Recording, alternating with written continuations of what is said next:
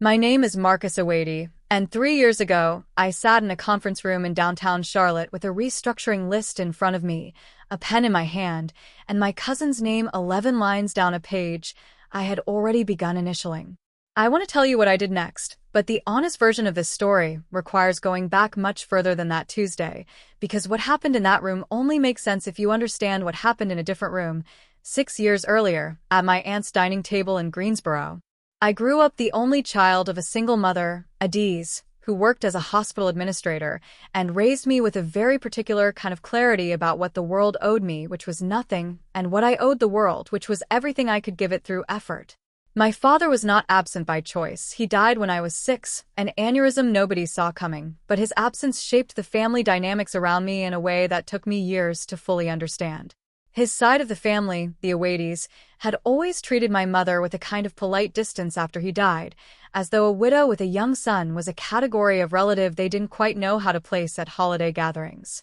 My mother's side, the Obasis, absorbed us instead, and it was through my mother's sister, my Aunt Chinelo, and her family that I grew up closest, including my cousin Emeka, 2 years younger than me, the son my aunt and uncle had after years of trying, the child everyone in that branch of the family had been waiting for, and who arrived, as these things sometimes go, into a household that had already decided, before he could walk, that he would be extraordinary. I don't say that with bitterness, or at least I try not to. I understand my aunt's devotion to Emeka in a way that took me a long time to develop compassion for. Chinelo had 2 miscarriages before Emeka was born, in a family and a cultural context where that grief was rarely spoken about directly, where the loss got folded silently into an almost frantic protectiveness once a living child finally arrived. Emeka was raised, from birth, as a small miracle that needed shielding from every possible disappointment, and by the time he was an adult, that shielding had calcified into something else entirely, a genuine inability, on my aunt's part, and eventually my uncle's too, to let Emeka experience the ordinary friction of earning things on his own. Every setback got smoothed over. Every failure got reframed as someone else's fault or simple bad luck. I watched this happen for 2 decades before it ever touched my own life directly, and for most of those 2 decades, I found it merely exhausting to witness rather than personally threatening. That changed when I was 28. I had, by then, spent 6 years building a genuinely strong career at a regional logistics and supply chain firm called Halverson Mead, starting as a junior operations analyst and working my way up to a senior analyst role on the strength of what I can say, without false modesty, was real talent for the work and real discipline about showing up early and staying late. I had a boss, David Petrakis, who had taken a chance on me straight out of my master's program and who had, over 6 years, become something close to a professional father figure, the kind of manager who remembers the names of your friends and asks about them, who pushes you hard specifically because he believes you can handle it. I was well liked at Halverson Mead. I had built a reputation, painstakingly, the unglamorous way, one project at a time. Emeka, meanwhile, had graduated from a decent but unremarkable state school with a business degree and a series of short-lived jobs that never quite worked out. Not through any dramatic failure, just a pattern of him losing interest or clashing with a manager or deciding a role wasn't really where he saw himself. Always with some reasonable-sounding explanation that somehow never quite added up to the whole picture when you looked at 3 or 4 of them in a row. By 26, he was between jobs again, living at home again, and my aunt had, apparently, decided that what he needed was an opening at a serious company, my company, and that the most natural way to get him that opening was through me. Nobody asked me. That's the detail that still catches in my chest even now, retelling it. I found out at a family dinner at my aunt's house, a Sunday gathering I'd attended dozens of times before without incident, when my father's absence and the general warmth of my mother's side of the family made these dinners one of the genuine comforts of my life. My Uncle Chitty brought it up first, almost casually, mentioning that Emeka had gotten a great opportunity at Halverson Mead, and asking if I'd be working with him directly. I remember the confusion on my face must have been visible because my father, I mean my Aunt Chinelo's husband, forgive me, force of habit from how central he was in my life growing up, my Uncle Chitty looked between me and my mother with sudden uncertainty. Your cousin needed the foot in the door, my Uncle Chitty said, recovering, addressing me directly now. We told him you recommended him. I sat with that sentence for a long moment, trying to understand it. Emeka had applied, apparently weeks earlier, to an operations coordinator role at Halverson Mead, an entry-level position in a different division than mine, but the same company, the same HR system, the same reputation economy I had spent 6 years carefully building. And somewhere in that process, someone, my aunt, I learned later, calling HR directly, the way these family stories always seem to involve a parent picking up a phone, had represented to the hiring manager that I, a well-regarded senior analyst, had personally recommended my cousin for the role. I had done no such thing. I had not even known he'd applied. He's family, my aunt said, nodding, entirely certain she'd done nothing wrong. You would have done the same. I wouldn't have. I want to be completely honest about that because I think the honesty matters more than the drama. I would not have recommended Emeka, not because I disliked him, but because I had watched him for 2 decades fail to finish things, and I understood, with a clarity that felt almost physically painful in that dining room, exactly what my name attached to his hiring would eventually cost me. I said nothing. I finished the meal because leaving abruptly would have made me, somehow, the difficult one in the story everyone would tell afterward. And then I drove home, and I sat in my car in my own driveway for a long time before I could make myself go inside, turning the sentence over and over. We told them you recommended him, trying to find a version of it that wasn't as bad as it sounded, and failing every time. I called HR the following Monday, carefully, trying to figure out whether there was any way to correct the record without embarrassing my cousin publicly or blowing up my family relationships entirely. The HR coordinator I spoke with was apologetic but essentially unmovable. The hire had already been extended and accepted. The recommendation was noted informally in the file rather than through any formal channel I could dispute, and correcting it now, she suggested gently, might raise more questions about my judgment than it would resolve. I understood, reading between the lines, that I had 2 bad options. Let the false attribution stand and hope for the best, or make a formal fuss about my own family that would follow me around Halverson Mead's rumor mill regardless of how justified I was. I chose, against every instinct I had, to let it stand, and to simply hope Emeka would surprise me. He did not surprise me. Over the following 6 months, Emeka's performance in his role became, by every account I heard secondhand through colleagues in adjacent departments, a slow-motion demonstration of every pattern I had watched my whole life. Missed deadlines explained away with reasonable-sounding excuses, a habit of escalating disagreements with his direct manager rather than resolving them, a general sense among people who worked near him that he believed the rules that applied to everyone else were somehow slightly beneath him. I want to be honest that I didn't watch this unfold with any satisfaction. I watched it with dread because I understood correctly exactly where it was heading. My name was informally attached to his hire. When his performance became a problem, that attachment became a liability, quietly, in exactly the way these things move through a company, not through any formal accusation, just through the slow erosion of how people talk about you in rooms you're not in. I was let go 6 months after that dinner, in a conversation with David that I could tell was breaking his heart nearly as much as it was breaking mine. He didn't cite Emeka directly. Companies rarely do. There's a professional language for these things, restructuring priorities, budget realignment for the coming fiscal year.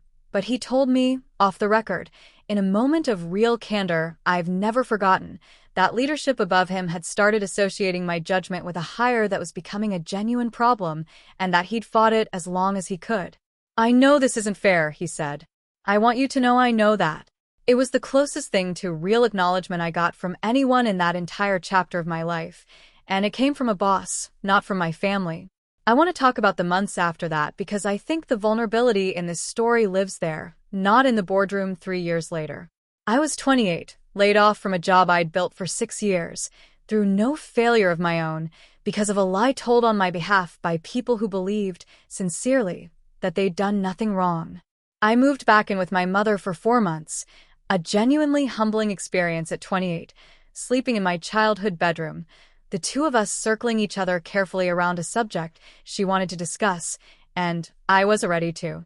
I remember one night, maybe 6 weeks in, sitting at the kitchen table with her while she made tea, finally breaking down in a way I hadn't let myself do since the layoff. Not dramatic, just quiet, exhausted crying, the kind that comes less from any single event and more from the accumulated weight of one. My mother didn't try to fix it.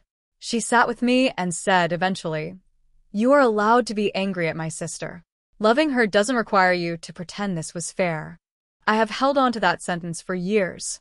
I want to be fair to my Aunt Chinelo, the same way I've tried to be fair to every antagonist in this account, because I don't think she's a villain in any simple sense, and I think flattening her into one would make this story less true. She has spent her entire adult life terrified of watching Emeka fail in any way that couldn't be softened, because of losses that happened before he was even born, because of a fear so old it predates him entirely. When she called Halverson Mead's HR department and attached my name to his application, I don't believe she was thinking about what it would cost me at all. I don't think my cost registered as a real variable in her calculation. She was protecting her son, the only way she knew how, the way she'd been protecting him his entire life, and the fact that the protection required borrowing my professional reputation without asking simply never occurred to her as theft, because in her mind, family resources, including reputation, including years of built trust, were fluid, shared, available to whoever needed them most urgently in the moment. That doesn't make it not theft. It just means the woman who did it wasn't calculating my ruin. She was executing a familiar pattern she'd never once questioned. I spent the next several months rebuilding, slowly, and without much grace. My mother's old colleague from the hospital, a woman named Rosalind whose husband worked in supply chain consulting, connected me to an opening at a mid-sized logistics competitor called Brennan Sterling, smaller than Halverson Mead, less prestigious on paper, but growing fast in a way that meant genuine opportunity for someone willing to work hard without much institutional support. I want to say clearly that I did not take that job with any plan of eventual revenge. I took it because it was the job available to me at a moment when I badly needed both the income and the professional dignity of being employed again. I threw myself into Brennan Sterling in a way that, looking back, was probably not entirely healthy. 60-hour weeks for the first 2 years, a near total absence of social life outside of work, and my mother, a level of professional intensity that I understand now was at least partly an attempt to outrun the humiliation of the layoff rather than purely ambition. I want to be honest about the cost of that period too, because it belongs in the vulnerability of this story as much as the layoff itself. I lost touch with several friends during those 2 years, people who reached out and got distracted, half-present replies until they eventually stopped reaching out at all. I regret that. It's a real loss, not a dramatic one, just the quiet kind that accumulates. What eventually pulled me out of that pattern, at least partially, was meeting Naomi, a supply chain attorney I was introduced to through a work conference, who became, over the following 2 years, first a close friend and eventually my partner. Naomi has a genuinely rare quality of being able to name what I'm avoiding without making me feel attacked for avoiding it, and it was Naomi, more than anyone, who eventually convinced me to take actual vacation time, to reconnect with 2 college friends I'd let drift, Tobias and Grace, who I now see roughly monthly again, and to start running again, something I'd done in college and abandoned entirely during the Halverson Mead years. We've been together 4 years now, and while we're not married, we bought a place together last year, and I coach a youth soccer league on Saturday mornings in the fall, a commitment that has become, unexpectedly, one of the steadiest joys in my adult life. Watching a group of 11-year-olds slowly develop actual skill and actual confidence over a season is, it turns out, deeply restorative in a way I didn't know I needed.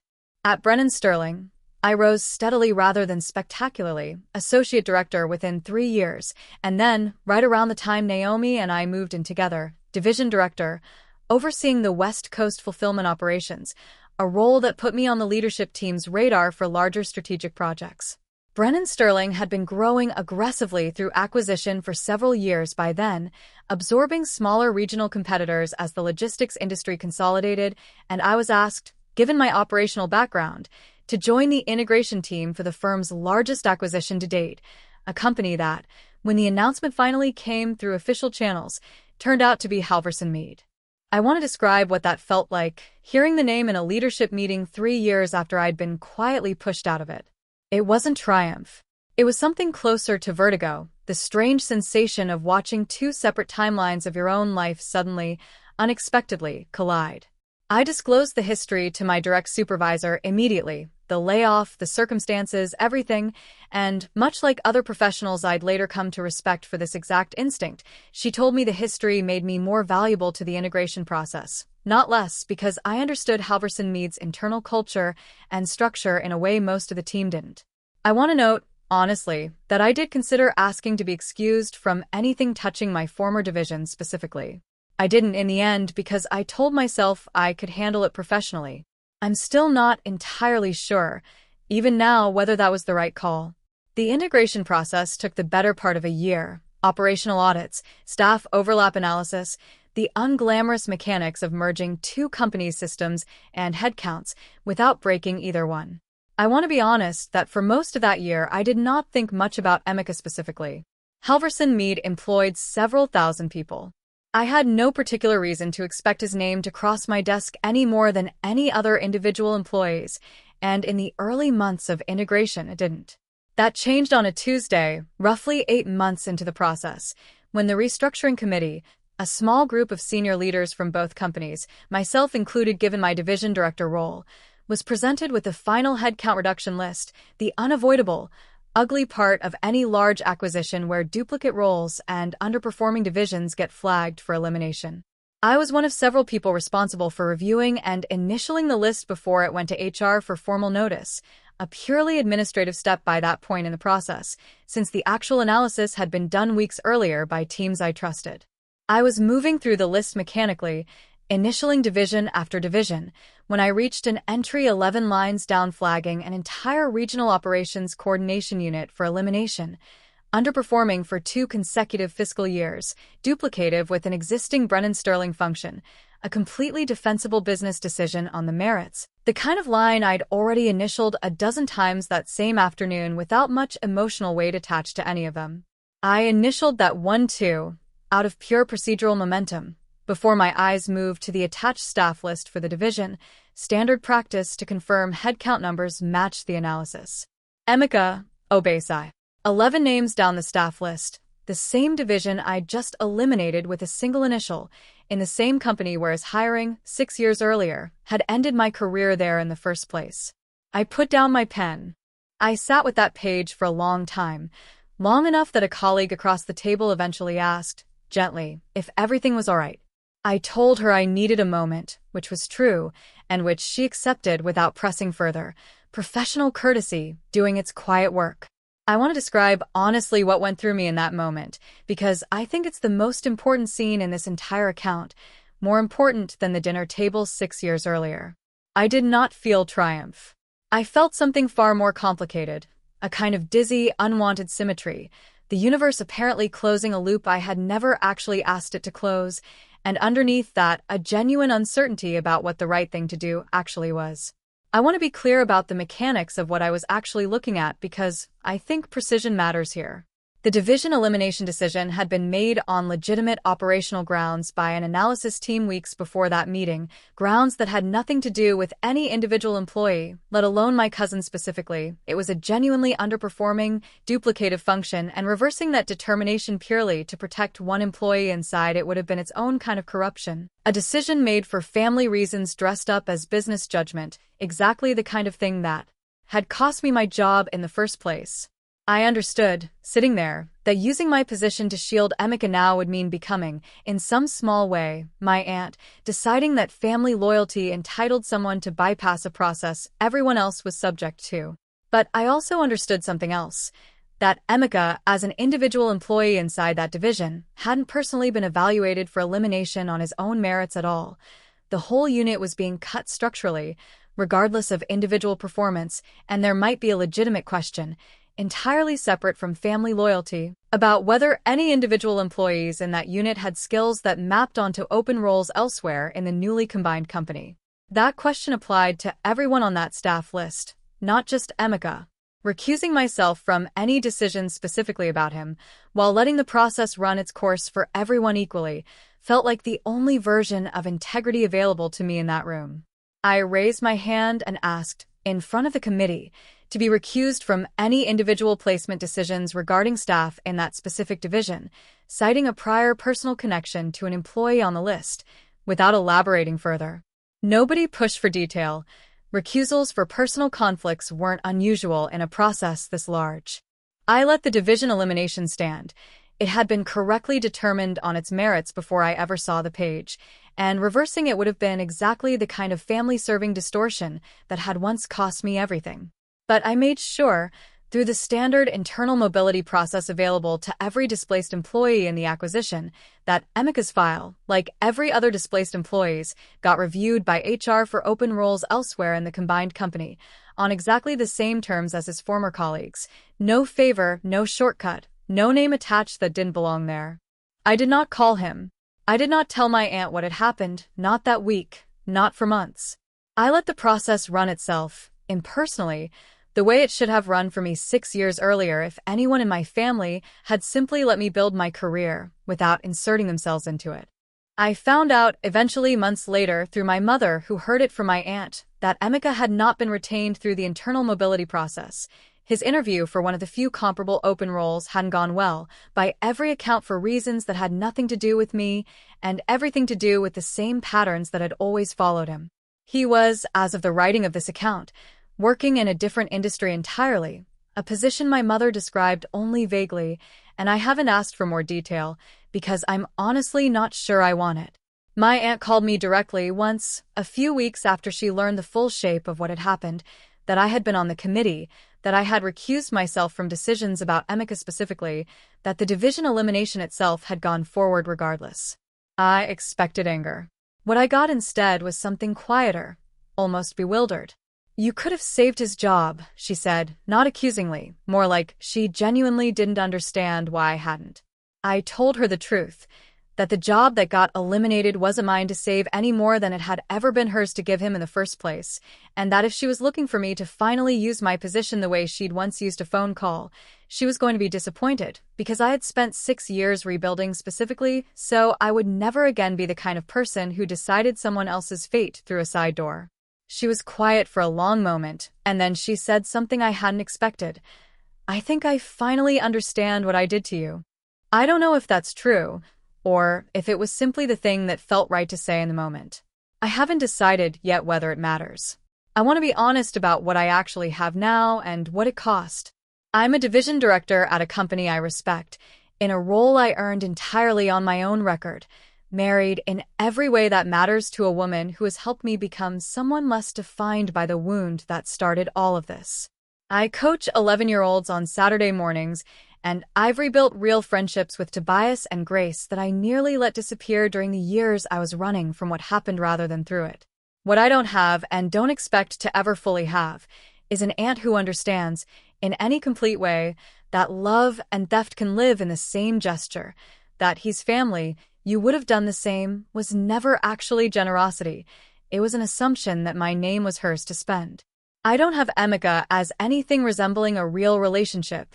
We haven't spoken directly in over 3 years, and I don't know if we ever will again, and some part of me still, unexpectedly, misses the cousin I knew before any of this, the one who used to show up early to help me move apartments before either of us understood what family debts could actually cost. I still think, some nights, about that page on the conference table, his name 11 lines down, my initials already dry above it. I don't know if putting down the pen instead of immediately signing off on his individual fate was mercy, or just a more careful version of the same power I could have used cruelly. I know it's the version I could live with. I'm not sure, even now, that it's the version that feels like justice. Some loops close. They don't always close clean.